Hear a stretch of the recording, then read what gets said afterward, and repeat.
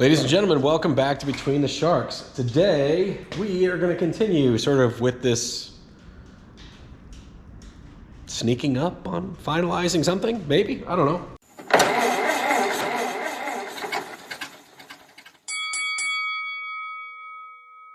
All right, if that doesn't do anything for you, hot rods may not be for you.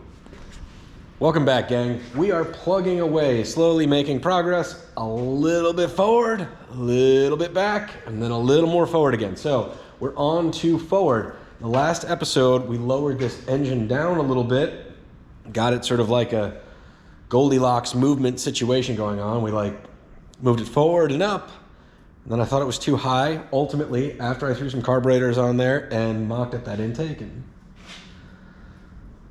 doesn't look bad. I mean, even for repro speed parts, it's still pretty cool. Anyway, now that it's about where it wants to be, where I kind of like it to look, you know, continuing the cowl line to the radiator's higher than I want it to be. So we got to find a way to bring it down. Now, hot rods, there's a lot. I don't know how to chop a radiator, actually. I know it can be done, but I think that's best left to a radiator shop because you need all the tubes to connect to the tank and all that stuff. That's not what we're going to do. We also want maximum cooling because we may, you know, we expect to be running this thing in traffic. What I can do is drop this an inch into this crossmember, sort of like section a piece of the crossmember, sink it down, weld it all back in. And that's what we're going to do. But remember, it's a hot rod. If you're out there with this problem, then, well, there's a lot of solutions. So let's backtrack. Let's talk about what the problem is to begin with. So you're looking at it, gang. This is kind of our stance with the wheels, with the rake, with everything. We've got some fenders to throw on there that'll change some flowy lines and all of that stuff. But what I'm basically seeing is this downward slope running along the body, and then it kind of flattens out and actually almost goes uphill with this radiator. That's a stock size Model A radiator, and what we've got is a 27 Ford cowl. So my assumption is that the cowl is actually a little shorter on the 26, 27 Fords than it is on the 28 through 31 Fords, and for sure on the 32 and up Fords. So you may run into a similar problem if you're mix matching body parts. Like if you're doing the whole Dr. Frankenstein hot rod thing and you're going to take a Model A and put a 32 grill, or a 27 and put a Model A grill and swap frames, it's not going to fit perfectly. So if I want to run a hood, that's kind of my line, right? It'll actually sit sort of in the grill shell that'll be right up here, but I also needed to clear my carburetors, and lowering the engine gave me that clearance, but it also put my fan lower in the radiator. So lowering this radiator is actually going to help me get closer to being centered with my fan, which is good for cooling reasons. But on top of that, it's going to give me this line in sort of a more kind of down on this end way, sort of like a slanty. Can you feel what I'm getting at here? Hot rods, they are so many things. We could talk about it all day. We could think about it all day. There's historical significance. There's style and vanity to it. There's a performance end to it, and it all matters in different amounts to every one of us. But to me, the work of getting the lines right, like so it really looks right standing still, that means, I don't know, there's something about it to me. I think it's probably what drew me in before I knew anything about the motors. It was the way they looked. So I am driven a bit to find those right lines. And when I say right, I mean right to me. Whatever's right to you is what you should do. Plan's real simple. We're going to cut out the mounting pads on the crossmember, and we're going to lower them down by about an inch. Why an inch? Because that's about all we can do before we hit these U-bolts. Not major surgery, not insignificant. We're going to cut apart a perfectly good Model A crossmember to make it a more better hot rod thing, crossmember. Not going to bother explaining how we're going to do it because we're about to just do it. All right, so I've assembled a bunch of, measuring devices, whatever, straight edges, all that stuff, and a very inaccurate marking device. First thing I'm going to do is transfer the line of the original hole to the frame, just so I have a reference once I start hacking all this to pieces. All right, we're gonna take out 1 inch basically in this plane. So this hole is gonna come straight down. So my gut is to cut it here and leave that like kind of nice little rounded over bit and then drop it down 1 inch.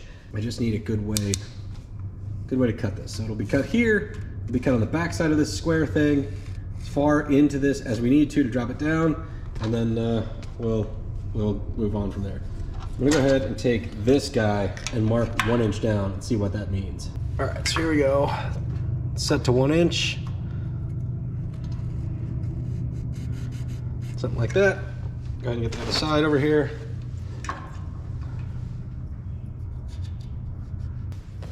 It'll be a heavy inch based on our grinder marks, so maybe we'll cut above the line. All right, grab a rusty old carpenter square because it's as straight as I need it to be. It's gonna be a little tricky to hold it where I want it to stay, but you can see what I'm trying to do is basically line up my marks, and then I'll be able to run straight across until I run out of where I run out of.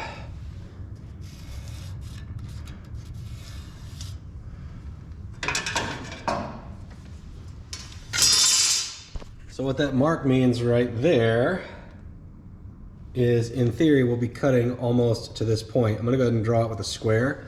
All right, there's our marks. I'm gonna have to cut out this whole thing right here. We're gonna double that on both sides. You think that, like, you look at it and you're like, oh, I'll just flip these things over and they'll be right. That's not really gonna work. But we'll see what happens once we cut these guys free. We'll do the first, we'll pick one side, cut that out first, and then take a look, see what we gotta do.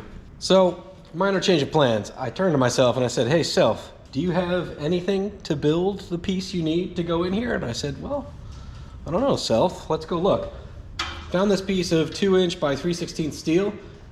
It will blend into the Crossmember nicely. So now I'm inclined to cut out a 2 inch strip, which is slightly wider than our radiator, and work from there.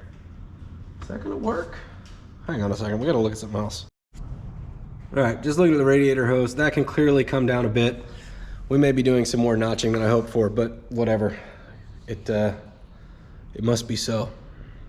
We're gonna work off this at this point. We'll go ahead and mark it. We'll cut to the same line in as we had before, and see how it goes. All right, that's the thing. We got a hole where no hole should be. We're gonna make one on the other side, stick this plate in, see if we can level it out over these things, maybe a little spacer so we have a little bit of clearance, and then figure out how to reassemble. So there we are. I used this guy. Just came in off the frame. I'm floating about a 1/16 here, and I measured it off of this side, so that's sitting on it. Just gotta pick a spot, you know. I decided to go between these two bolts. There's gonna be enough discrepancy. I just gotta be pretty close. I can always shim the radiator. That's not that big a deal. We have a little bit of clearance here, maybe an 1/8, 3/16. Plus 3/16 here is 3/8, so our radiator will not be hitting this. And then we can take the radiator, itself. Then once the radiator itself is sitting in there, you can see that we'll be clear from this point down, because we'll be cutting this out here and this out here, welding this all up. But let's see if this has achieved our goal. That is indeed a significant difference. I hope that maybe I can do it before and after. I don't really know if the camera angles will line up, or if the lens is doing anything weird, but you can see we now have a downward trajectory that continues our entire body line. So I'm happy with it. We can always shim back up. That should be about right. Let me grab the grill shell because that will raise things up a little bit. But this piece of 1/4 inch pencil rod is here just for this purpose, right? It's just trying to carry the line from what the hood would be, which is the top of the cowl, to the top of the grill shell, which is over there. Well, this should not be a surprise to anyone, but we're going to need to notch this as well. It's not a big deal. 98.673% sure that's a repro grill shell that's already roached out. Got it with the frame, I think. but we'll put a little notch in there. That'll lower it down. Otherwise, but I mean, maybe we'll wait till the last second to do that. Like, kind of really fit everything. Short version is, I think this is as low as we need to go with the radiator.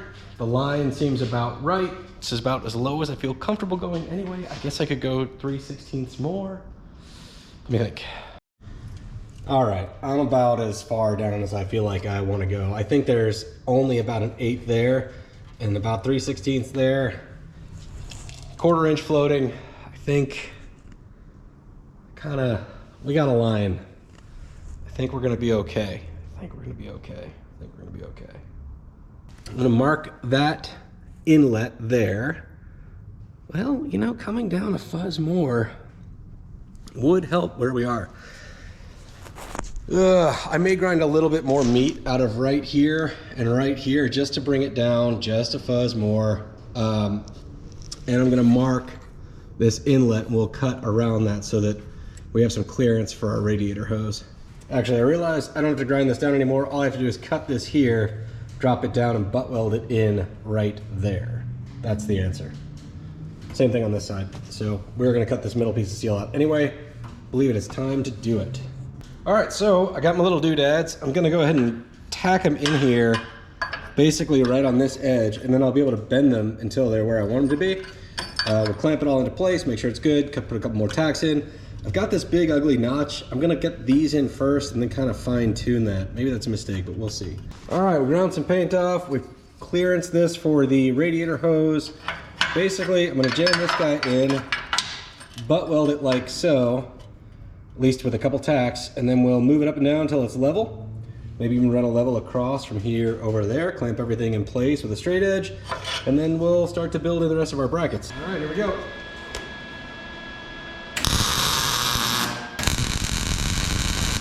All right, so I took this crusty old barnacled piece of 1x2 tubing, clamped the bottom of our new piece in on both sides, giving us a debatably level surface.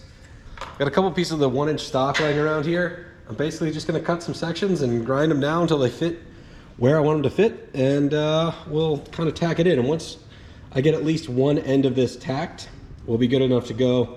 This can come out and we'll have access to do all the stuff that we need to do, which is weld.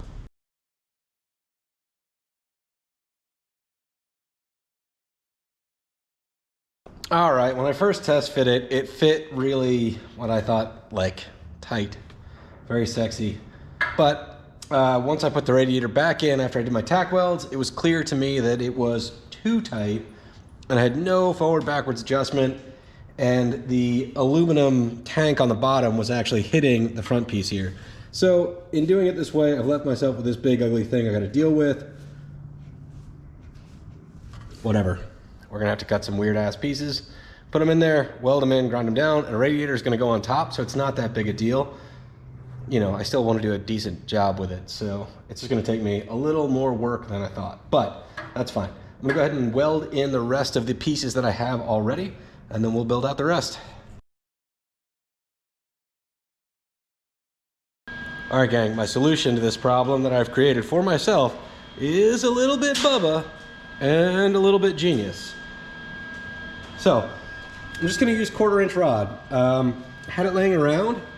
I know it feels like that's a huge gap, but remember, we've got 3/16, 3/16 and 1/4 inch. So a big gap will fill with weld, but it'll also give us all of the penetration that we kind of need. I'm not worried about this structurally, but I think this is actually a relatively ingenious plan. As opposed to cutting a piece of 1/4 inch plate to fill that perfectly, I would barely get into it. So I'm gonna try it on one side. If it works, then we're gonna jam it on the other side too. Besides forgetting that I turned the gas off, this is, for Bubba-ness, some pretty good. That's like 3rd grade Bubba. We're high achieving here. All right, gang, that's not the kind of thing you brag about on the internet, but this show's never been about bragging, despite the fact that it is on the internet. Speaking of the fact that this is on the internet, consider subscribing, because that's like the way to help out this free internet program. Anyway, I'm gonna grind this down. I think a $2, $3 flap wheel can get rid of just about all that ugly. So I'm gonna give that a whirl, bring you back in, see how we did. Had to open the door, do a little venting, but for some bubbing up stuff, that's not so bad. I mean, we could grind it to death for the internet's sake, but dang, please don't be disappointed in me. I'm just not gonna do it. It's more than structurally sound. Let's stick the radiator in and see how we did. That's better.